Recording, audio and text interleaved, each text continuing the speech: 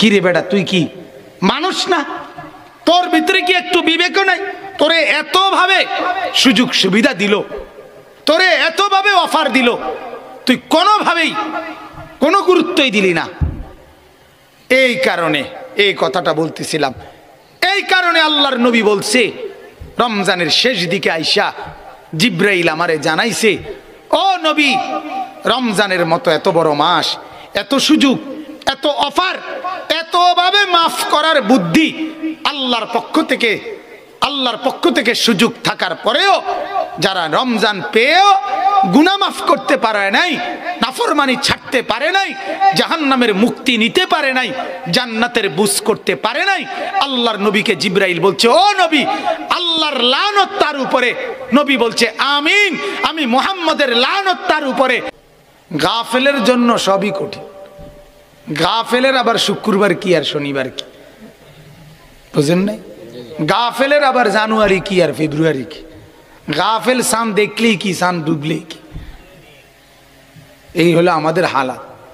আমরা হলাম গাফেলদের জামাত, যার কারণে রমজান আমাদের কাছে আলাদা কোনো বার্তা, আলাদা কোনো আবেগ অনুভূতি নিয়ে আসে না। আমাদের রমজান শুধু এতটুকু, খাবারের রুটিনে একটু ব্যতিক্রম, এতটুকুই রমজান। খাবারের টাইম একটু নড়ছে আর কি, আর সব আগের মতো। আগে সকালবেলা নাস্তা খাইতো, এখন সন্ধ্যাবেলা ইফতার করে। আগে দুপুরবেলা ভাত খাইতো, এখন সে তারাবির পরে রাত্রে 8:30 9টার দিকে ভাত খায়। আগে এশার পরে রাতের খাবার খাইতো, এখন ভোর রাত্রে খানা খায়। তো কমছিনি কোনো 1-2 বেলা? কথা বলেন না কেন? 3 বেলাই তো হইল।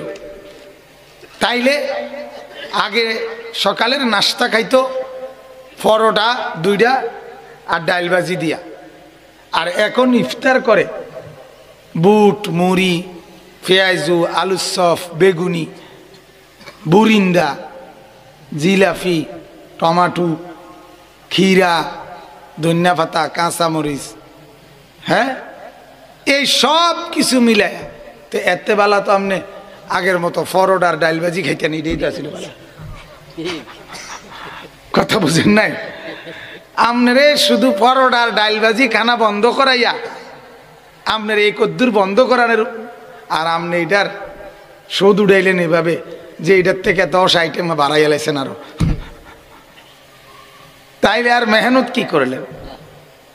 হ্যাঁ, তাইলে আসলে আমাদের রমজান আমাদের জীবনে আলাদা কোনো বার্তা দেয় না। আম্মা জান আয়েশা রাদিয়াল্লাহু তাআলা আনহা, নবীজির বিবি, স্ত্রী, তিনি বলেন, নবীজি সাল্লাল্লাহু আলাইহি ওয়াসাল্লাম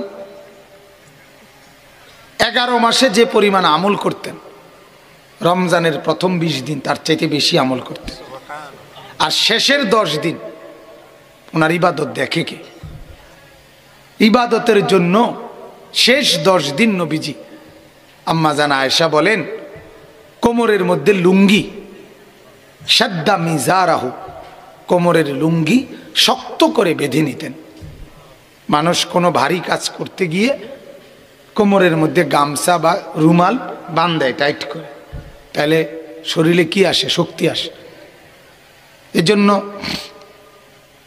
আল্লাহ নবী সাল্লাল্লাহু আলাইহি ওয়াসাল্লাম কোমরের লুঙ্গি শক্ত করে বাঁধ দিতেন।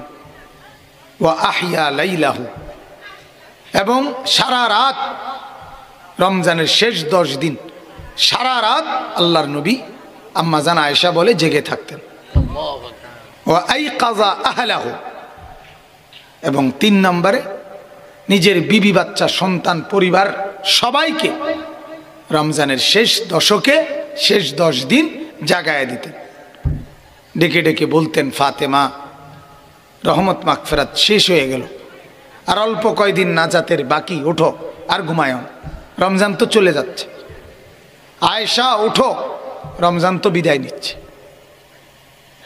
এইভাবে নবীজি স্ত্রীদেরকে, কন্যাদেরকে, সন্তানদেরকে, পরিবারের সদস্যদেরকে রমজানের শেষ দশকে জাগায় দিতেন। রাসূলুল্লাহ সাল্লাল্লাহু আলাইহি ওয়াসাল্লাম এই 3টা আমল কোমর শক্ত করে বাঁধতেন, রাত্রি জেগে থাকতেন এবং বিবি বাচ্চা পরিবারের সদস্যদেরকে জাগায় দিতেন। তাইলে বুঝাই গেল রমজান মাসে নবীজির প্রস্তুতিটাই ছিল, মেহনতটাই ছিল আলাদা। এই 1450 বছরের ইসলামের ইতিহাসে নবী, সাহাবি, তাবিঈ, ওলামা, আইম্মা, আউলিয়া, বুজুর্গ, যত আল্লাহর প্রিয় বান্দা অতিবাহিত হয়েছেন, তাদের প্রত্যেকের জীবনে রমজান ছিল ব্যতিক্রম। গোটা 11 মাস আল্লাহর ইবাদত বন্দিগি যে পরিমাণ করতেন, রমজান মাসে তার মাত্রা অনেক গুণ বাড়ায় দিতেন। এটা ছিল বুজুর্গানে দ্বীনের সবসময়ের আমল। আমাদের কাছে উর্দু কিতাব আছে, আকাবির কা রমাদান, পূর্বপুরুষদের রমজান কেমন ছিল। গোটা পৃথিবী থেকে আলাদা হয়ে যেতেন, গোটা পৃথিবী থেকে বিচ্ছিন্ন হয়ে যেতেন। মনে করেন আমাদের নবী সাল্লাল্লাহু আলাইহি ওয়াসাল্লামের অবস্থাটা হাদিসের মধ্যে আছে। আল্লাহর নবী সাল্লাল্লাহু আলাইহি ওয়াসাল্লাম রমজান মাসে প্রত্যেক রাতে, বুখারীর রিওয়ায়াত, হযরত আব্দুল্লাহ ইবনে আব্বাস থেকে বর্ণিত, নবীজি সাল্লাল্লাহু আলাইহি ওয়াসাল্লাম প্রতি রাতে রমজানে ওনার সাথে জিবরাইল আসতো। ওয়া কানা ইয়ালকাহু জিবরিল ফি কুল্লি লাইলা, প্রত্যেক রাতে এসে ফায়ুদারিসুহুল কোরআন, যতটুকু কোরআন নাজিল হয়েছে পূর্ণ ওই কোরআন একবার জিবরাইল প্রত্যেক রাতে নবীকে শুনাইতেন, নবীজি আবার জিবরাইলকে শুনাইতেন। আপনি ভাবেন, প্রতি রাতে এক খতম জিবরাইল শুনাইতো, এক খতম নবীজি শুনাইতেন। আবার তাহাজ্জুদের নামাজে আলাদা নবীজি তেলাওয়াত করতেন, মাগরিবের পরের আওয়াবিন নামাজে আলাদা পড়তেন, 5 ওয়াক্ত নামাজের সুন্নত নফল যেগুলো, এগুলোর মধ্যে লম্বা কোরআন তেলাওয়াত করতেন। আবার তারাবির নামাজ আলাদাভাবে আদায় করে সেখানে কোরআন পড়তেন। তাহলে রমজানের দিন রাত কোরআনুল করিম তেলাওয়াত হতো নবীজির পুরো 11 মাসের চাইতেও বেশি। তাহলে 11 মাস তো নবীজি পড়তেন না, পড়বেন কি? ওনার উপরে তো নাজিল হয় কোরআন, নাজিলই তো হয় কার উপরে? ওনার উপর। তাইলে এইভাবে আল্লাহ রাসূল সাল্লাল্লাহু আলাইহি সাল্লাম রমজানে আলাদা মেহনত করতেন। এজন্য সমস্ত সাহাবী, আউলিয়া, তাবিঈ, ওলামায়ে কেরাম সর্বযুগে রমজানকে আলাদা কদর করতেন। ইমামে আজম ইমাম আবু হানিফা রাহমাতুল্লাহ আলাইহি, আমরা যার মাযহাব মানি, তিনি রমজান মাসে 61 খতম কোরআন শরীফ পড়তেন। দিনে 1 খতম, রাতে 1 খতম, আর তারাবিতে পুরা মাসে 1 খতম। এইভাবে তিনি আল্লাহর কোরআন পড়তেন। ইমাম শাফিঈ রাহমাতুল্লাহ আলাইহি, ওনার জীবনীতে আছে 60 খতম কোরআন শরীফ রমজানে পড়তেন।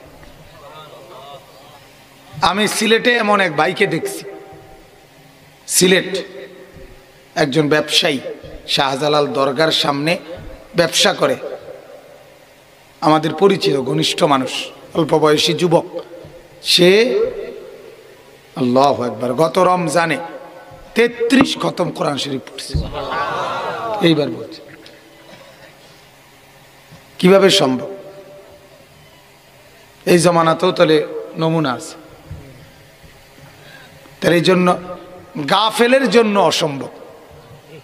যে গাফেল, যে মনে করে দুনিয়ার সব মানুষ আমারই মতো, তার কাছে এটা কি মনে হবে?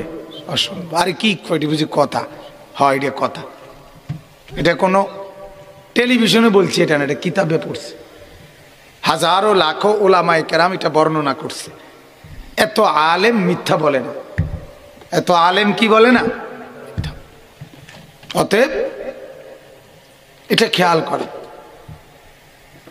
যে আল্লাহর নবীর পরবর্তীতেও সাহাবি, তাবেঈ, আউলিয়া, বুজুর্গ, মুহাদ্দিস ওলামাদের যুগেও সব সময় রমজানকে আলাদা বানাইতেন। এই ভারতীয় উপমহাদেশের একজন শ্রেষ্ঠতম বুজুর্গ ছিলেন শেখুল হাদিস হজরত মৌলানা জাকারিয়া